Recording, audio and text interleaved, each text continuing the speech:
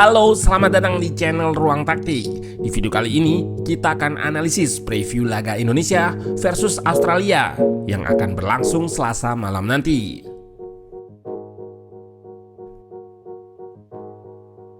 Setelah berhasil curi poin dari kandang Arab Saudi di laga pertama, rombongan timnas Indonesia langsung bertolak ke tanah air. Fokus langsung beralih ke laga kedua, di mana Jay Izzes dan kawan-kawan akan menghadapi tim kuat Asia lainnya, yakni Australia di hadapan publik Gelora Bung Karno. Nah, bagaimana taktik dan game plan Australia? Apa kekuatan mereka yang harus diwaspadai para punggawa timnas? Let's go, kita bahas sama-sama.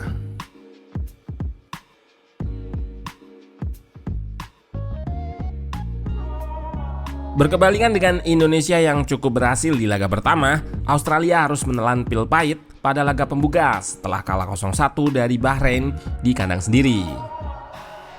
Namun kekalahan ini nggak bisa sepenuhnya jadi cerminan kekuatan Australia, karena sebelum laga menghadapi Bahrain ini, mereka berada dalam tren yang sangat positif. Australia selalu menang di 4 laga dan 2 laga diantaranya dengan skor telak 5-0 melawan Palestina dan Lebanon. Bahkan jika dilihat lebih jauh, pada kualifikasi Piala Dunia ronde kedua, The Socceroos lolos sebagai juara grup I dengan poin sempurna, mengoleksi 18 poin dari 6 kali menang, mencetak 22 gol, dan nggak sekalipun gawangnya dibobol oleh lawan. Perfect. Catatan positif ini jadi sinyal jika Australia tetaplah lawan yang kuat dan tangguh, meski kalah di laga pembuka. Pada laga kedua ini, kemungkinan Sinteyong tidak akan melakukan perubahan besar pada susunan starting line-up-nya yang tampil cukup impresif pada laga pertama. STY tetap dengan pakem 3 back, formasi 3-4-3 yang bisa bertahan dengan 5-4-1. Sementara itu, Australia bersama pelatihnya Graham Arnold merupakan tim yang menggunakan pakem 4 back dengan formasi yang cukup variatif. Beberapa formasi yang digunakannya 4-2-3-1 double pivot, 4-3-3 single pivot, ataupun 4-4-2 dengan 2 striker. Di lini belakang, 2 pemain ex-Premier League, Matt Ryan dan Harry Souttar akan jadi tumpuan. Di tengah, ada gelandang nyentrik Jackson Irvine. Pada lini depan, Australia harus kehilangan striker andalan Kusini Yengi yang absen karena kartu merah pada laga pertama. Namun mereka punya 2 striker berpengalaman yang bisa menggantikannya, yakni Michel Duc dan Adam Taggart. Pertemuan antara Indonesia dengan Australia terakhir kali terjadi di babak 16 besar Piala Asia bulan Januari lalu. Kala itu, timnas Garuda harus mengakui keunggulan telak Australia yang berhasil menekuk tim asuhan Sinteyong dengan 4 gol tanpa balas. Pun begitu, meski kalah telak, secara permainan timnas Indonesia cukup bisa memberikan perlawanan kepada The Socceroos. Hal ini terlihat pada statistik, di mana Indonesia bisa mengimbangi Australia dalam penguasaan bola dan jumlah peluang yang diciptakan.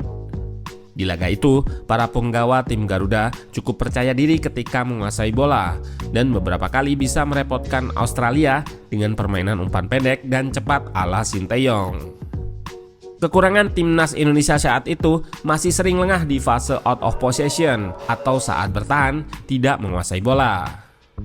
Hampir semua gol Australia tercipta di saat para pemain tidak mampu mengimbangi pergerakan tanpa bola pemain-pemain lawan dan lengah dalam melakukan marking ataupun covering. Hal ini harus jadi perhatian dan tidak boleh terjadi lagi di laga Selasa nanti. Ketika bangun serangan, Australia bisa menggunakan struktur 4 pemain yang hampir sejajar di lini pertama, dengan 2 center back di tengah dan 2 fullback di area kelebaran. Variasinya adalah dengan struktur asimetris fullback, di mana satu di antara 2 fullback akan mengambil posisi yang lebih naik. Pada laga versus Lebanon, bek kanan Australia, Nathaniel Atkinson yang lebih naik. Sedangkan di laga versus Palestina dan Bahrain, bek kiri Aziz Behich yang lebih naik. Fullback yang naik ini akan mengisi kelebaran di koridor sayap.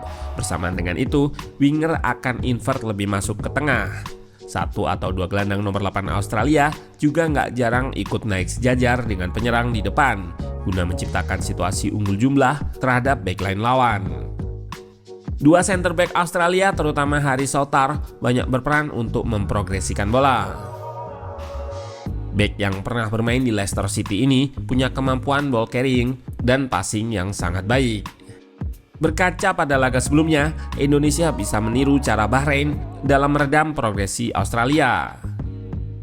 Terlihat di beberapa klip ini, pemain bertahan mereka selalu melakukan closing down atau membatasi ruang gerak pemain Australia yang jadi target progresi. Namun jika akses progresi ke gelandang di tengah tertutup, Australia nggak segan untuk langsung melepaskan umpan direct ke depan dengan kemampuan passing jarak jauh dua center back-nya tadi. Umpan direct ini bisa diarahkan ke pemain yang kosong di area kelebaran atau langsung ke penyerang di depan. Selain untuk progresi, umpan jarak jauh ini juga sering dilakukan untuk melakukan direct switch atau ubah arah serangan secara langsung. Ketika menyerang, Australia banyak melakukan serangan melalui area kelebaran atau sayap. Biasanya, mereka akan mengumpan ke pemain yang berada di dekat touchline untuk menarik fullback atau wingback lawan melebar. Lalu, gelandang nomor 8 mereka akan melakukan pergerakan mengekspos gap atau ruang di antara center back dan pemain lawan yang melebar tadi. Pola serangan lainnya adalah dengan melepaskan cutback atau crossing dari area kelebaran. Tipe-tipe crossingnya bisa late cross atau early cross, in swing ataupun out swing. Indonesia harus mewaspadai hal ini karena pada pertemuan sebelumnya menghadapi Australia, Hernando Ari 4 kali kebobolan dari umpan silang ini. Selain serangan dari sayap, Australia juga nggak jarang melepaskan umpan vertikal atau diagonal yang menargetkan ruang di belakang backline lawan. Bukan hal yang mudah bagi Indonesia untuk menembus pertahanan Australia. Seperti yang sudah disampaikan tadi, mereka tidak kebobolan di 6 laga kualifikasi ronde kedua. Hanya ada 2 tim yang selalu clean sheet di ronde kedua ini, Australia dan Jepang.